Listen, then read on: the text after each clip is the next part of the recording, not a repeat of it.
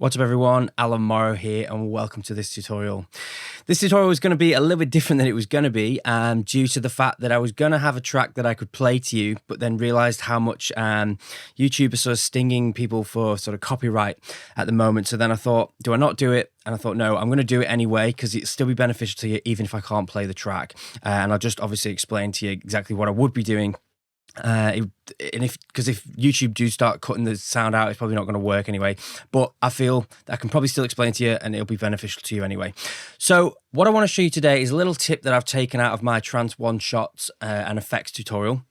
And you can watch the full tutorial on the website if you like. I'll put a link in the description.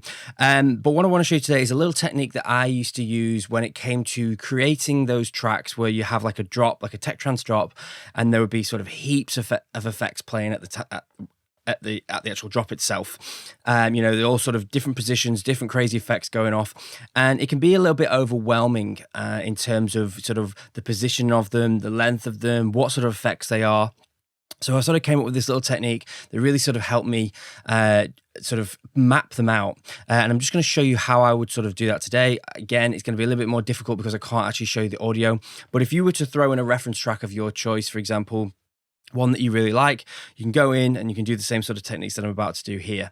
Obviously, each track's going to be different, but it gives you sort of a starting point to sort of have somewhere to, you know, figure out where you're going to put your effects and stuff like that.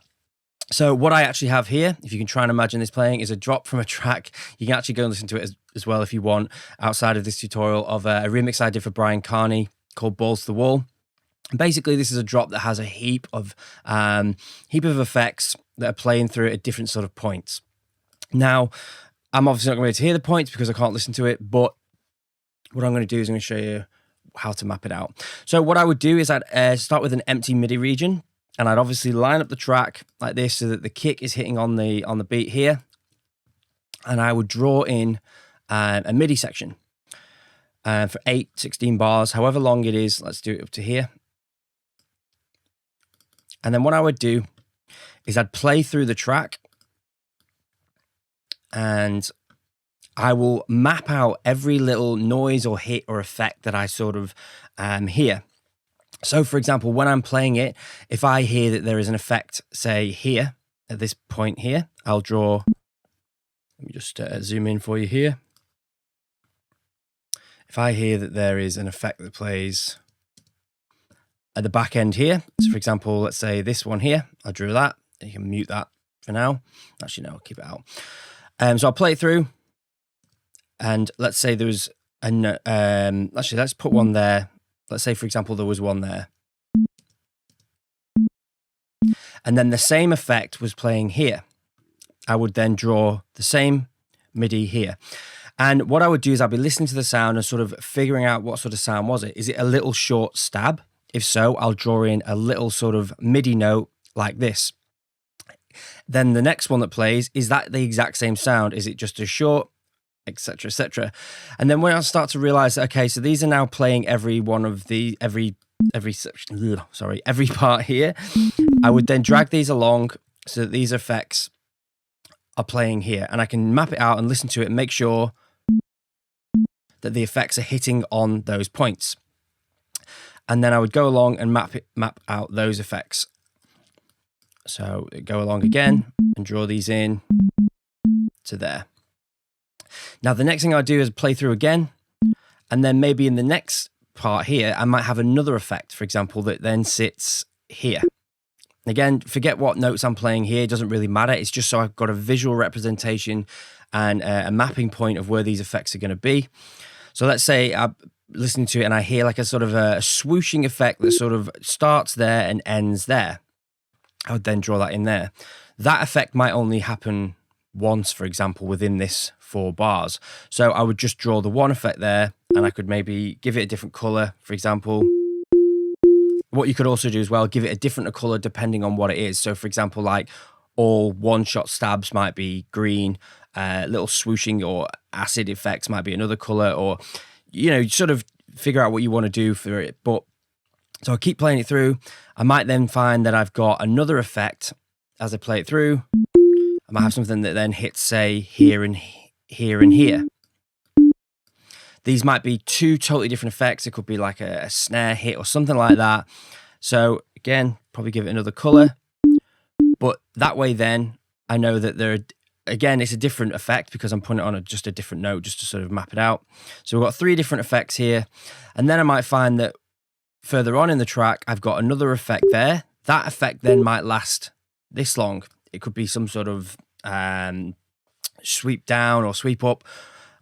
So yeah, probably more like a sweep down if it's coming after that. But again, each track's going to be different. So again, put it on a different note. And I'm also then going to just give it, again, a totally different color. So keep playing through the track. Obviously, it'll take a little bit of time to sort of get used to. And obviously, once you get a bit more confident with this, you'll obviously create your own positions and stuff. But this is just a really good starting point to sort of add effects in. So as I go further along, I might find that I have sort of an effect that sort of delays, for example. Let's say I've got an effect that hits and it's got sort of a bit of an echo, and you can hear that echo in, when it's playing. I might want to go here and go, okay, so the first hits there. And then it sort of echoes kind of like this. So every beat. And it echoes for, say, a bar. So I can then show, okay, so this is the first effect. And I know that it sort of echoes like that. So again, just mapping out sort of what the sort of effects do.